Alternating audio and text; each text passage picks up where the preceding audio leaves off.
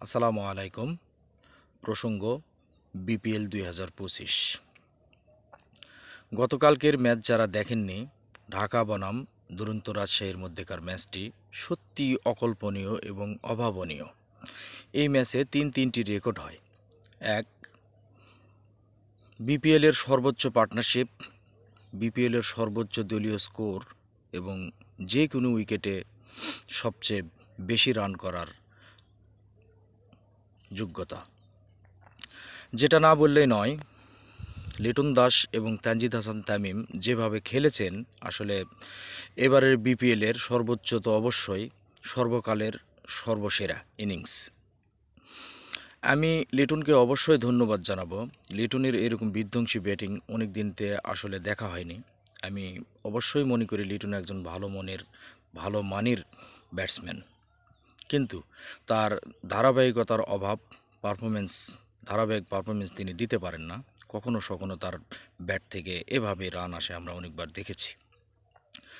আসলে লিটনকে কে জেনে বলেছিল যে লিটন নাকি অর্ডিনারি, লিটন নাকি সিজনারি ফল যেমন বছরে একবার দেখা যায়, ঠিক লিটনের ব্যাটও ঠিক সেরকমই হাসে কখনো বা কখনো, ঠিক সিজনারি ফলের মতোই। তানজিদ হাসান তামিমকে অবশ্যই বাহবা দিব। গত বিপিএল থেকে এবারের বিপিএলেও তানজিদ হাসান তামিম কিন্তু তার ধারাবাহিকতা বজায় রেখেছে, খুব সুন্দর রান পাচ্ছে, খুব ভালো ব্যাটিং স্ট্রোক আছে ওনার।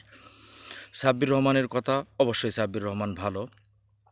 তো যেটা বলতে চেয়েছিলাম, লিটন দাস 55 বলে 125 রান, এটা কোনো বাঙালির পক্ষে থেকে আশা করা এতদিন দুঃসাধ্য ছিল, কিন্তু সেটা করিয়ে দেখিয়েছেন আমাদের লিটন দাস।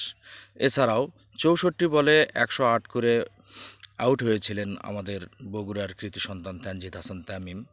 অসংখ্য ধন্যবাদ দুজনকেই এই বিরল রেকর্ডটি করার জন্য। আমরা এর আগে দেখেছি আইপিএল নিয়ে আমরা ব্যস্ত থাকি, কারণ আইপিএল খেলাটা অনেক ভালো মানের। আমি এবারের বিপিএল থেকে অবশ্যই একটা শিক্ষা পেলাম, সেটা হচ্ছে কি, যে বাংলাদেশ এখন ভালো মানের পিচ তৈরি করছে। বিপিএলও অন্যান্য ফ্র্যাঞ্চাইজি লিগগুলোর মতো ভালো পারফর্ম করার জন্য ভালো পিচ তৈরি করে যাচ্ছে। অবশ্যই এটা দেখার মতো এবং মনে রাখার মতো। দুরন্ত রাজশাহী যেন অসহায় ছিল ঢাকা ক্যাপিটালসের কাছে।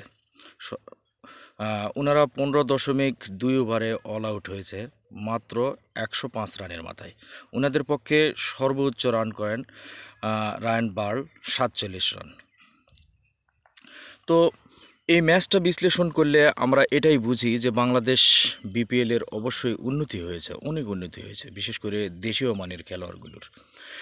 মানের যেগুলো খেলোয়াড়গুলো আছে, তাদের ধারাবাহিকতা যদি এভাবে বজায় থাকে, তারা যদি এভাবে ধারাবাহিক পারফর্ম করতে পারে, অবশ্যই তাদের জন্য জাতীয় দলের দরজা খুলে যাবে এবং বাংলাদেশও খুব ভালো মানের, খুব মারকুটে ব্যাটিং পেতে যাচ্ছে এই 2025 বিপিএল থেকে, আমি আশা করছি। অনেক ধন্যবাদ ও শুভকামনা জানিয়ে শেষ করছি এখানেই। আল্লাহ হাফেজ।